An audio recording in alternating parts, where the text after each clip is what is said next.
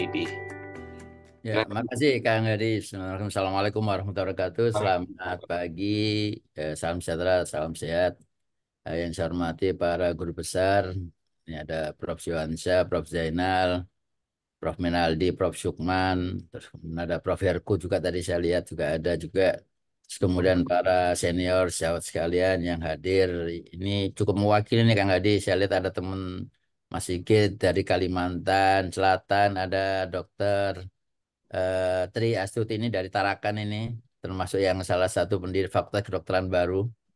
Kemudian ada Mas Bernard dari Papua dan sahabat sekalian mungkin tidak bisa saya sebutkan satu persatu. Terima kasih Kang Hadi sudah mengangkat isu ini.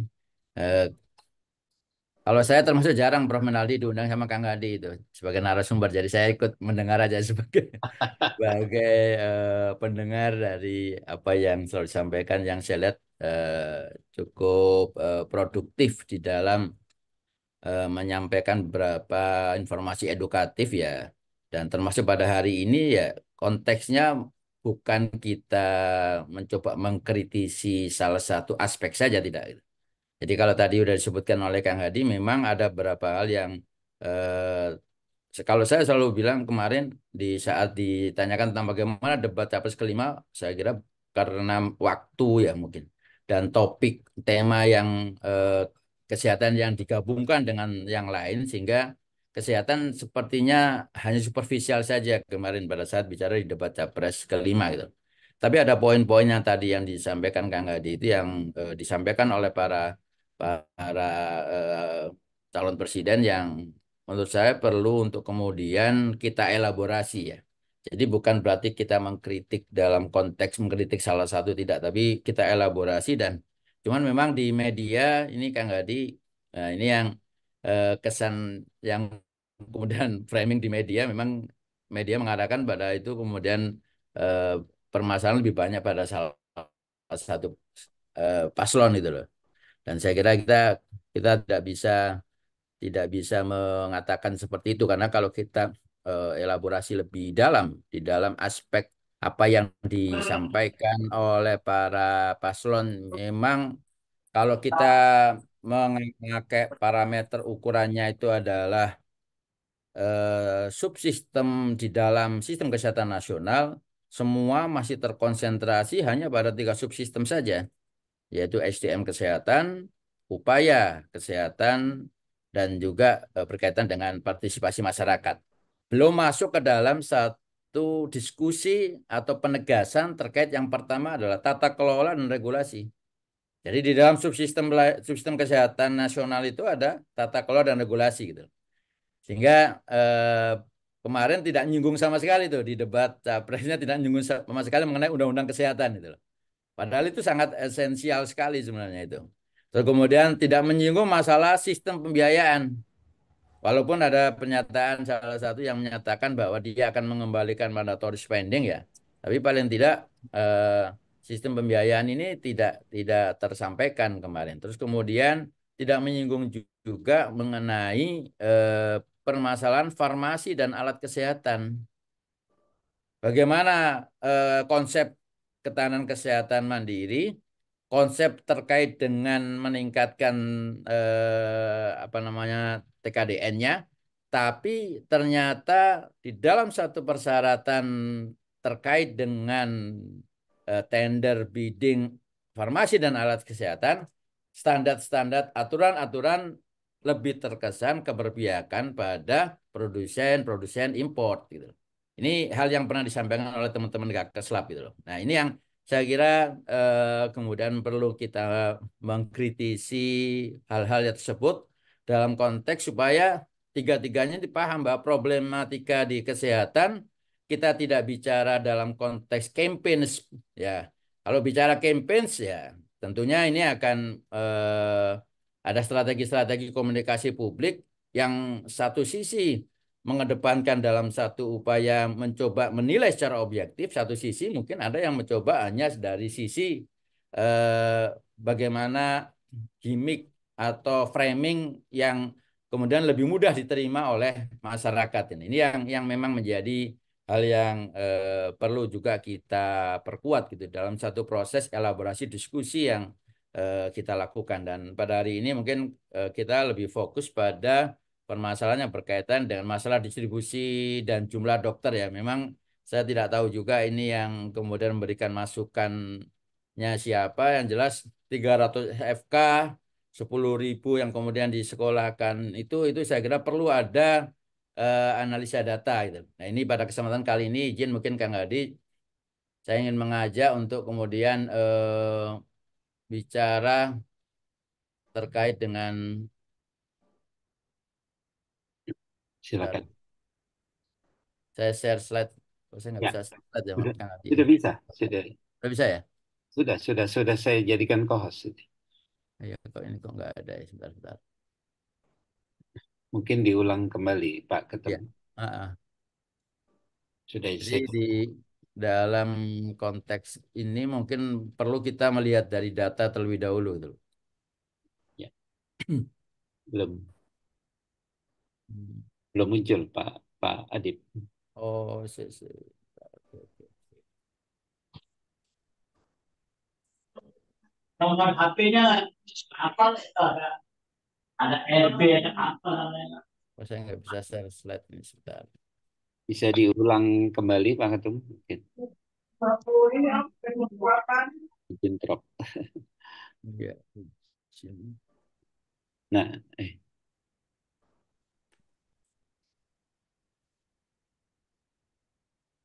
Oh, Zoom saya belum saya setting nih, sorry sorry Kang Adi. iya ya, belum muncul ini. Iya.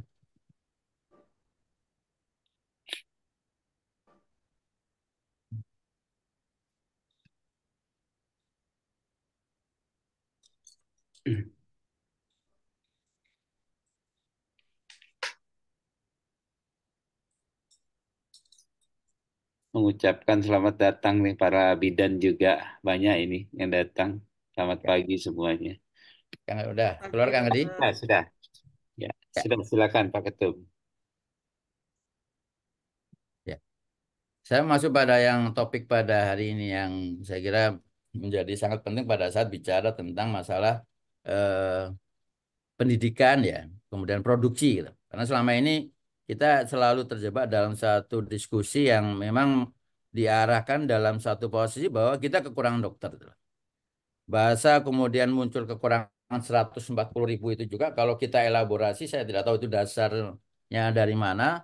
Tapi kalau kita sekarang bicara konteks mamanya dianggap bahwa estimasi kebutuhan dokter itu mengacu pada WA itu 1 dibanding 1.000 dengan jumlah penduduk kita sekarang katakanlah 275 berarti kita membutuhkan 275.000 dokter. Nah, bicara 275 dokter, kita tahu bahwa jumlah dokter saat ini kalau mengacu pada 2023, dokter dan dokter spesialis 204.492.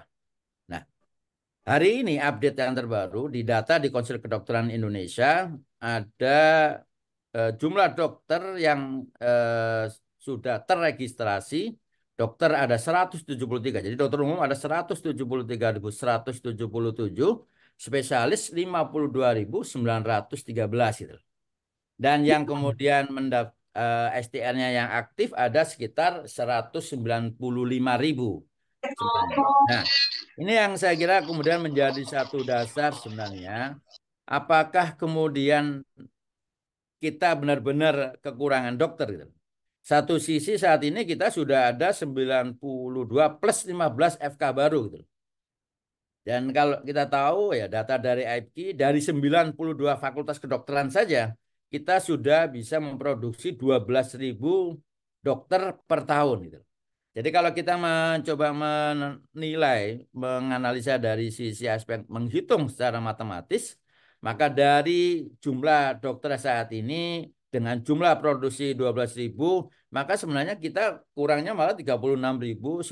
Makanya saya selalu sampaikan sebenarnya katakanlah kita kekurangan 60.000 di dalam waktu 5 tahun dengan 92 fakultas kedokteran kita sudah bisa memproduksi 60.000 gitu. Apalagi ditambah dengan FK baru yang mungkin dalam waktu 5 tahun dia sudah akan memproduksi dokter juga. Dan dari 15 FK baru ini 12 11 ada di Jawa. Yang 4 ada di luar Jawa, ya di Bangka Belitung, Kepri, kemudian di Tarakan, ya. Jadi 80% seperti yang pernah disampaikan Prof. Jenal yang kita lihat di video, 80% FK baru ini semuanya ada di Jawa gitu. Jadi ini yang kemudian menjadi satu permasalahan yang kalau bahasa saya di media saya katakan bahwa kalau kita membuka fakultas kedokteran baru tanpa kita memperhitungkan nanti akan bekerja atau akan ditempatkan, ditugaskan di mana atau didistribusikan kemana, maka kita akan masuk dalam kondisi suplai dokter yang berlebih yang mungkin nggak sampai 5 tahun, 3 tahun kita sudah masuk di dalam kondisi overload sebenarnya. Dan yang harus dipertegas juga bahwa pada saat kemudian jumlah dokter yang berlebih, konsekuensi-konsekuensi dalam pelayanan yang bukan hanya itu akan berdampak pada dokternya, tapi juga akan bisa berdampak pada pelayanan yang akan diberikan kepada masyarakat. Jadi kalau kita bicara sekarang dampaknya pada dokter tentunya problem di dalam kesejahteraan gitu. Artinya dengan kondisi semakin banyak, maka daya saing pun juga semakin banyak. Bukan tidak mungkin, katakanlah kita menetapkan sebuah standar pendapatan untuk dokter, tapi karena hal-hal yang berkaitan dengan kompetisi dan kebutuhan, akhirnya ada yang menurunkan standarnya. Dan itu kondisi itu sudah terjadi saya kira pada saat ini. Kemudian potensi konflik disiplin hukum ya, karena kita tahu bahwa di MKDKI pernah menyampaikan bahwa 80% dari kasus disiplin sebagian besar karena second opinion itu. Dan tentunya adalah profesi terdegradasi. Nah, konteks berkaitan dengan masalah produksi dan kemudian kebutuhan, saya kira kita nggak bisa mengatakan bahwa kita hanya bicara kebutuhan dokter saja gitu. Tapi kita bicara terkait dengan tenaga medis dan tenaga kesehatan. Ada mitra-mitra di dalam pelayanan, ya perawat, apoteker, bidan, dan yang lainnya juga yang juga harus kita analisa dari aspek kebutuhannya itu. Nah ini yang kemarin juga belum sampai sehingga kesannya menjadi permasalahan di dalam kesehatan itu permasalahannya hanya pada dokter. Padahal kita tahu masih banyak permasalahan-permasalahan juga yang berkaitan dengan tata kelola tenaga kesehatan yang belum selesai. Dan kita data yang saat ini pun kita dapatkan 54,1% kebutuhan 9 jenis tenaga kesehatan di puskesmas pun belum ada. Artinya 51,4% yang belum memenuhi standar 9 jenis tenaga kesehatan di puskesmas. Nah, ini adalah sebuah problem yang kemudian perlu untuk kita buat ya, kita elaborasi. Karena apa? Kita atau pemerintah belum pernah membuat yang namanya peta formasi, peta assessment dokter dan dokter spesialis di seluruh wilayah Indonesia. Dimana kalau kita bicara peta formasi, maka yang perlu kita perkuat adalah berkaitan dengan masalah bagaimana penataan kebutuhan, asesmen kebutuhan dari wilayah. Dan kalau kita mengacu kepada apa yang ada di dalam Undang-Undang 23 tahun 2014, bahwa seharusnya ada upaya yang ada di dalam undang-undang pemerintah daerah tersebut, ini sebelum muncul Undang-Undang Kesehatan 17 2023, bahwa ini saja belum dikerjakan ya, artinya belum di assessment oleh pemerintah daerah baik kabupaten atau provinsi tentang bagaimana perencanaan dan pengembangan SDM. Nah, ini saya kira menjadi sangat penting untuk kita bisa memahami bahwa problem di Indonesia sebenarnya bukan masalah di produksinya semata. Jadi kalau kita bicara produksi, kita bicara memang ada kekurangan, tapi bukan berarti kemudian dijawab dengan bahwa kita malah membuka FK yang menurut saya terlalu berlebihan. Nah, ini yang saya kira menjadi sangat penting ya, problem di dalam distribusi. Dalam survei pernah kita lakukan bahwa di dalam penyebab tidak meratanya atau maldistribusi, dan kalau kita melihat data dari Konsil, dari 226.000 sekian jumlah dokter dan dokter spesialis saat ini yang sudah terregistrasi, sebagian besar ada sekitar 185.000-nya itu ada di wilayah Indonesia Barat. Jadi ini menarik sebenarnya kalau kemudian kita mengatakan sebagian besar dokter spesialis masih ada di wilayah Indonesia Barat, gitu. Sedangkan di wilayah Indonesia Tengah dan Indonesia Timur sisanya jadi 180.000 ya 226.000 dikurangi 180.000 sisanya itu baru ada di wilayah Indonesia Tengah dan apalagi di Indonesia Timur. Nah, inilah yang kemudian menjadi permasalahan terkait dengan masalah distribusi karena apa? Karena dukungan sarana prasarana, dukungan keterbatasan alat kesehatan dan obat, dukungan insentif dan jenjang karir yang kemudian juga terkait dengan fasilitas lapangan kerja pendukung dan sebagainya. Sehingga kami pernah diskusi sama teman-teman di daerah yang mereka sudah bertugas cukup lama sebenarnya di satu wilayah yang sebenarnya sudah masuk di DTPK, maka mereka juga berpikir kalau anak saya nanti sudah kuliah, maka saya akan pindah. Karena kalau sudah masuk di wilayah sebelum kuliah SMA, mereka selalu mendorong bahwa anaknya itu sebaiknya sekolah mulai SMA-nya sudah ada di wilayah daerah Jawa. Nah, ini hal yang saya kira perlu untuk menjadi perhatian juga. Sehingga bicara terkait dengan masalah kesehatan, tidak hanya bicara kebutuhan, tidak hanya kemudian meningkatkan aksesibilitas pelayanan kesehatan, tapi yang paling penting adalah bagaimana kita melakukan sebuah tata kelola tenaga kesehatan sesuai dengan kebutuhan dan tentunya juga harus benar-benar kita juga memperhatikan yang berkaitan dengan masalah kesejahteraan para tenaga medis dan tenaga kesehatan di daerah itu. Karena itulah yang bisa menjawab itu. Selama itu tidak bisa menjawab ya sama saja gitu loh. Nah, ini kalau kita melihat sekarang, ini data dari Kementerian Kesehatan sendiri di akhir tahun 2022 pernah membuat sebuah dokumen target rasio tenaga kesehatan yang dirilis sekitar bulan Maret 2023, tidak salah. Ini adalah data yang berkaitan dengan rasio nasional. Jadi rasio dokter spesialis nasional terhadap 1.000 penduduk gitu. Jadi kalau kita lihat di sini, maka target rasio kita lihat spesialis anak, dia sudah melebihi dari target rasionya. Kemudian penyakit dalam sudah melebihi daripada target rasionya. Kandungan sudah melebihi daripada target rasionya. Kemudian bedah dan anestesi sudah sesuai dengan target rasio. Nah, inilah yang kemudian perlu menjadi perhatian gitu loh. Karena kalau kita bicara rasio nasional dan ini kemudian eh, kita pertajam untuk per wilayah, baru kemudian kita bisa melihat bahwa permasalahannya dari rasio nasional ini hanya atau lebih banyak terkonsentrasi pada 5 wilayah, yaitu Jawa Tengah, Jawa Timur, Jawa Barat, kemudian Jogja, Banten, ya. Jadi wilayah-wilayah yang ada di Jawa gitu. Nah, inilah yang kemudian dan DKI Jakarta. Dan inilah yang kemudian menjadi satu hal yang menurut saya kemudian eh, pada saat kita bicara tentang kebutuhan jumlah dokter dan juga tentunya tenaga medis dan tenaga kesehatan yang lainnya, maka kita benar-benar harus memperhitungkan, mengassessment terkait dengan hal ini. Jadi perlu ada analisa kebutuhan tenaga kesehatan, tenaga medis yang berbasis pendekatan wilayah gitu. Ada beberapa wilayah yang kemudian mungkin sudah membuat, tapi pada saat kemudian kita bicara tentang penghitungan rasio kebutuhan, maka ini menjadi sangat penting untuk melibatkan organisasi profesi gitu. Sehingga dasar-dasar need demand daripada jumlah tenaga kesehatan ini benar-benar memperhitungkan karena jangan sampai nanti kita membuat sebuah kebijakan yang akhirnya malah mengakibatkan permasalahan yang berkaitan tadi dengan overload tadi.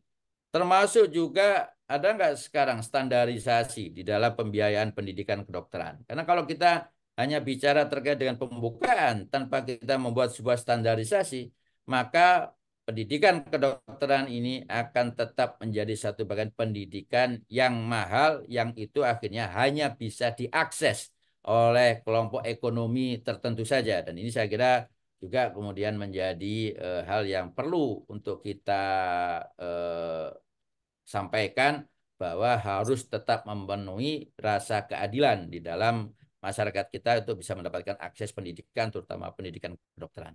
Saya kira itu aja mungkin Kang Hadi sebagai trigger pendahuluan di dalam diskusi pagi hari ini, dan saya kira para guru besar, para senior ya, dan tentunya dari profesi yang lain dan Novendri mungkin dari IBI dan yang lainnya pun juga bisa menyampaikan bahwa problemnya di dalam tata kelola tenaga kesehatan itu bukan hanya problem dokter saja, tapi juga problem di tenaga kesehatan pendukung yang lain. Dokter tidak bisa bekerja tanpa ada dukungan dari mitra tenaga kesehatan yang lain. Dan ini ya inilah yang kemudian menjadi satu bagian bahwa kita saat ini memang ada permasalahan di dalam tata kelola tenaga medis dan tenaga kesehatan. Demikian mungkin Kang Hadi. Terima kasih.